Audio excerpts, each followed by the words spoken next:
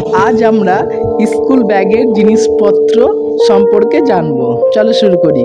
খাতা, খাতা মানে নোটবুক, লেখার জন্য দরকার। তারপর বই, বই মানে বুকস, পড়াশোনার জন্য সঙ্গী। তারপর কলম, যা লিখতে কাজে লাগে, মানে পেন্সিল। তারপর রাবার, যাকে ইরেজার বলে, ভুল জিনিস মুছে দেয়। তারপর শার্পনার, পেন্সিলকে ধারালো করতে সাহায্য করে। তারপর স্কেল, সোজা দাগ টানতে সাহায্য করে। তারপর ক্রেয়ন বা কালার পেন্সিল, আঁকা আঁকির জন্য ব্যবহার হয়।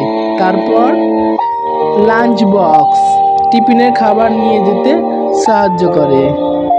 তারপর জলের বোতল, তৃষ্ণা মেটানোর জন্য ব্যবহার হয়। তারপর পেন্সিল বক্স, যেখানে সব স্টেশনারি রাখার জন্য ব্যবহৃত হয়। বাংলা কার্টুন হাউস চ্যানেলটিকে তোমরা সাবস্ক্রাইব করে দিও।